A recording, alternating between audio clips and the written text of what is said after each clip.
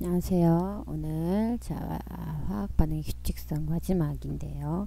화학의 기본 법칙, 기체 사이에 반응하도록 하겠습니다. 학습문표 보실게요. 화학 반응에서 기체들이 일정한 부피비로 반응하는 것을 설명할 수 있다. 기체 반응의 법칙이라고 하는데요. 요거에 대해서 오늘 중점적으로 배워보도록 하겠습니다.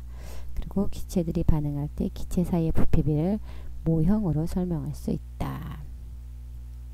화학 반응식에서 우리가 알 수 있는 양적 관계를 보면 교수를 통해 알 수 있는 것은 화학 반응에서 물질 입자수 변화를 알 수가 있죠.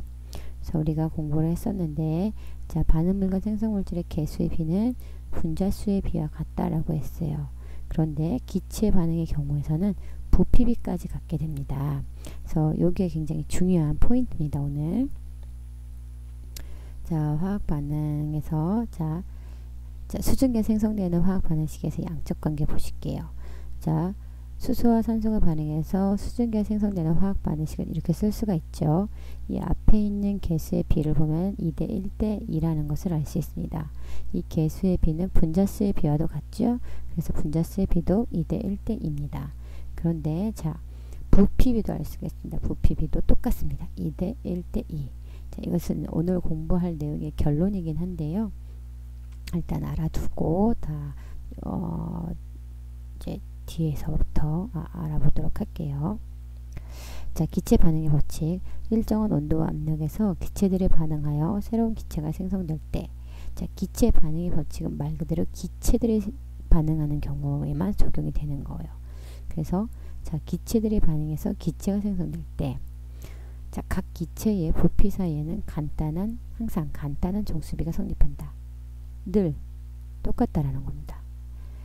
게리삭이 발견했고, 이름이 기체 반응의 법칙이라는 겁니다. 한번 예를 보실까요? 수소와 염소가 반응해서 염화 수소 기체가 생성되는 반응입니다. 수소가 1부피가 반응하고 염소가 1부피가 반응했어요. 그러면 늘 염화 수소는 2부피가 생성이 된다는 겁니다. 화학 반응 보실게요. 화학 반응의 개수를 볼게요. 1대 1대 2죠. 그런데 부피도 1부피, 2부피니까 1대 1대 2죠. 부피의 비와 개수의 비가 같다는 것을 알 수가 있어요. 그 다음에 일산화탄소가 연소되는 반응이에요. 이산화탄소가 생성됐죠. 일산화탄소가 2부피가 또 산소가 1부피가 반응하면 이산화탄소는 늘 2부피가 생성되더라는 거예요. 그런데 화학 반응식을 보면은 개수의 비가 2대 1대 2라는 걸 알 수 있어요. 부피비도 2대 1대 2인데 개수의 비도 2대 1대 2네요. 또 질소와 수소가 반응해서 암모니아가 생성되는 반응이에요. 질소 1부피가 반응해서 수소가 3부피가 반응해서 암모니아가 2부피가 반응합니다. 질소의 1부피와 수소가 3부피가 반응해서 암모니아 2부피가 생성이 돼요. 개수를 볼까요? 1대 3대 2예요. 부피비도 1대 3대 2예요. 지금 보시면 기체들이 반응할 때, 기체가 생성될 때 반응하는 부피비는 각각의 화학 반응식 개수의 비와 같아요. 각각의 개수의 비는 우리 원래 분자수의 비와 같다는 걸 알고 계셨죠? 그 분자수의 비는 결국에는 부피비와 같게 된다는 거예요. 분자수의 비가 부피비와 같다라는 거. 그쵸? 분자수를 나오게 된 배경을 한번 보실게요. 먼저 이 그림을 보시면 수소 1부피와 수소 2부피와 산소 1부피가 반응해서 수증기 2부피가 생성되는 반응을 돌턴의 원자설로 한번 설명을 해볼게요. 돌턴의 원자설 첫 번째는 물질을 구성하고 있는 가장 작은 입자인 것은 원자고, 그 원자는 더 이상 쪼개지지 않는다라고 했어요. 그래서 그거에 대해서 이제 만족하는 그림을 한번 그려보는 건데, 수소라는 원자로 구성되어 있다라고 보고 이렇게 그림을 그렸습니다. 한 개, 그리고 산소도 한 개. 그런데 수증기가 2부피가 생성되게 하려다 보니까 산소가 쪼개지는 상황이 발생했습니다. 곤란한 상황이죠. 자, 기체 반응의 법칙을 설명할 때 원자가 쪼개지는 곤란한 상황이 발생한다. 원자가 쪼개지면 안 되잖아요. 돌연변이 원자설의 유비가 되는 거죠. 그래서 아보가드로라는 사람이 분자설을 이렇게 얘기합니다.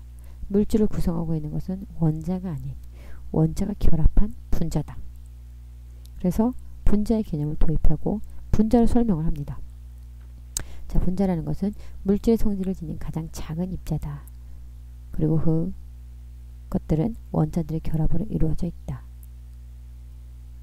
자, 그래서 이렇게 그림으로 표현을 해보면 수소라는 물질은 수소라는 분자로 구성되어 있는데 그 수소 분자는 수소 원자 두 개로 기록되어 있는 거죠.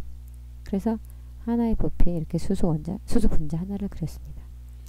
이 부피니까 이렇게 두 개 넣었고, 자, 산소도 마찬가지예요. 산소 원자 두 개가 결합되어 있는 산소 분자 하나 이렇게 그렸습니다.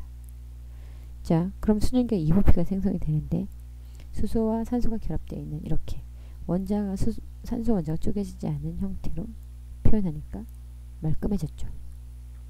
그래서 물질을 구성하고 있는 물질의 성질을 지닌 가장 작은 입자는 분자다. 그 분자들은 원자로 구성되어 있다.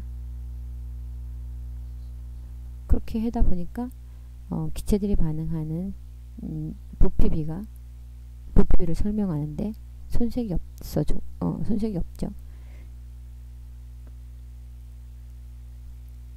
자, 그래서 아보가드로가 이런 법칙을 또 하나 만드는 거죠. 기체의 종류에 관계없이 같은 온도와 압력에서 같은 부피 속에 들어있는 분자수는 모두 같다. 우리 앞에서 기체들이 반응할 때 그 부피비가 분자수의 비례와 같다는 거를 알았잖아요. 같은 부피 속에는 같은 분자수가 들어가니까 분자수의 비와 부피비가 같게 되는 거죠. 그래서 그것을 그림으로 표현을 해보면 어떤 온도와 압력에서 산소 1리터에 산소 분자가 5개가 들어간다고 하자. 그러면 질소도 5개, 이산화탄소도 5개가 들어간다는 얘기입니다. 이런 법칙이 바로 아보가드로의 법칙이에요. 기체의 종류 관계없이 같은 온도와 압력에서 같은 부피 속에 들어있는 분자수는 모두 같다. 한 종류의 분자수만 안다면 나머지 다른 모든 종류의 그 기체들은 똑같은 분자수만큼 들어가 있다는 얘기예요. 우리가 상식적으로 생각했을 때 조금 이해가 안 되죠. 일정 부피에 입자가 작으면 많이 들어가고 입자가 크면 좀 적게 들어갈 것 같은데 기체에 대해서는 그렇지 않다라는 겁니다. 왜 그런지 한번 생각해 보세요. 수업 시간에 발표시킬게요. 자, 이제 다 왔습니다. 자, 그 기체의 반응의 법칙을 이제 분자 모형으로 설명을 해보는 거죠. 자, 수소가 염소랑 반응해서 염화수소가 생성되는 반응입니다. 이 부피가 생성이 되는데, 자, 분자로 표현을 하면은 깔끔하게 정리가 되죠. 자, 수소 분자 1개, 염소 분자 1개, 그래서 염화수소 분자 2개가 생성이 된다. 또 질소와 수소가 반응해서 암모니아가 생성되는 반응. 자, 1부피, 3부피, 2부피, 그쵸? 자, 분자를 설명하면 깔끔하게 설명이 됩니다. 질소 분자, 수소 분자, 그리고 암모니아 분자가 각각 상자에 하나씩 들어가면 2부피 손색이 없죠. 그래서 원자설의 유배가 되지도 않고 또 기체 반응의 법칙을 설명을 할 수도 있는 이런 분자 모형으로 그림을 그릴 수가 있게 됩니다. 오늘 여기까지 할게요. 수고하셨습니다.